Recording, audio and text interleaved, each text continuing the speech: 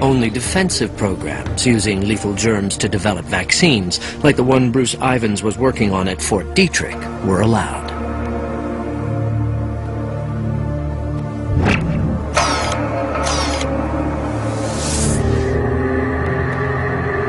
Many experts agreed. The anthrax in the 2001 letter attacks was the most sophisticated they had ever seen. But some dispute how a single scientist working alone could refine this level of anthrax without support. Richard Spurzel, Fort Detrick's former deputy commander, was among them.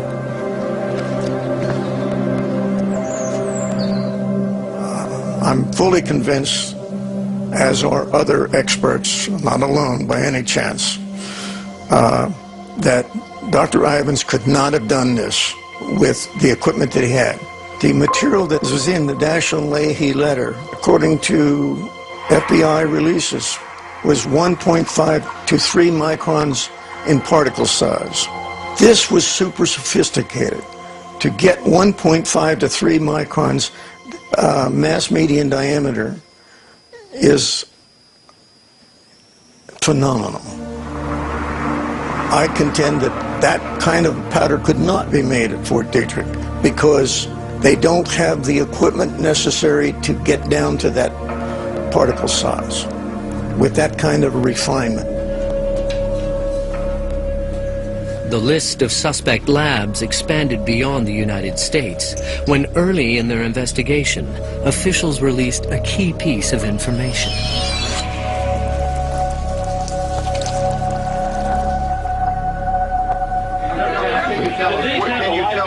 Can you tell us which strain it is, sir?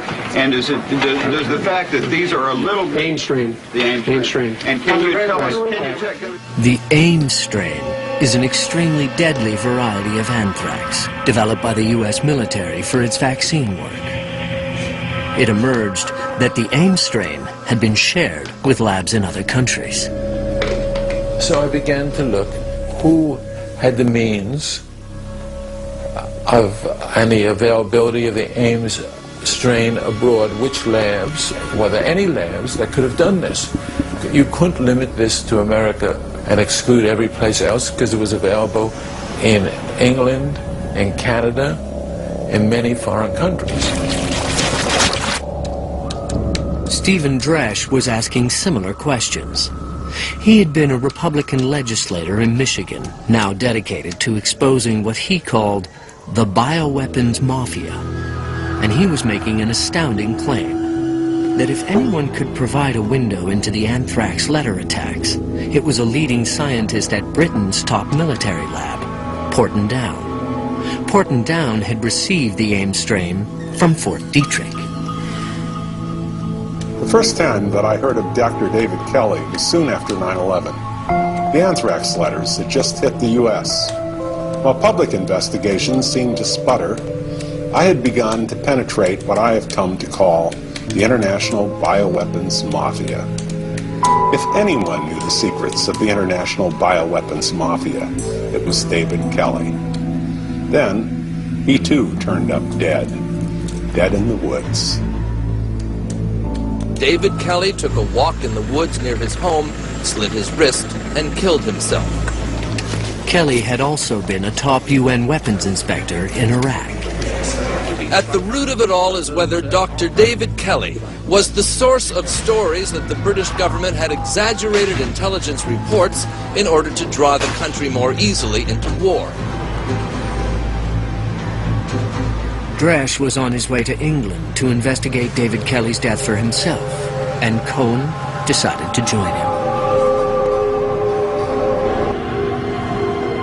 Investigating the death of military microbiologist David Kelly was just the beginning of our journey with Private Eye Dresch. What might Kelly's death illuminate about the secret world of anthrax and its international connections? The Ministry of Defence moved with great speed this afternoon, confirming that there will be an inquiry led by one of Britain's most senior judges. Lord Hutton heard 74 witnesses in just 22 days, none of them under oath. Many considered Hutton's report clearing the British government of wrongdoing a whitewash. The official ruling of suicide was challenged by a group of medical experts who called for the reopening of a coroner's inquest. Dresch and Cohen flew to London the day it was scheduled to take place. Despite inconsistencies in the forensic evidence, the court, in less than 10 minutes, announced there would be no further investigation. I didn't believe for one moment that he took his own life. Kelly, I mean, he would not take the type of knife he took if he was seriously going to commit suicide. It's a cover-up of a cover-up, and of course it gets to the point they just can't stop because it's opening the can of worms. We sought out John Skerr, Britain's leading vascular surgeon. Skerr questioned how Kelly could have died from a self-inflicted pocket knife wound. Cutting the wrist is usually something that's done by often young people, girls, some men. It's a sort of cry for help. It's not generally regarded as a reliable way of committing suicide. In this case, as I understand it, and certainly the information I've been given, it would have been necessary to use the knife really the wrong way round and go up. So it's an unusual way of trying to cut your wrist to start with. Louise Holmes was the first to discover Kelly's body. Could you describe where the body was? Yeah, the body was against a tree with the head and the shoulders just slumped back a little bit on the tree.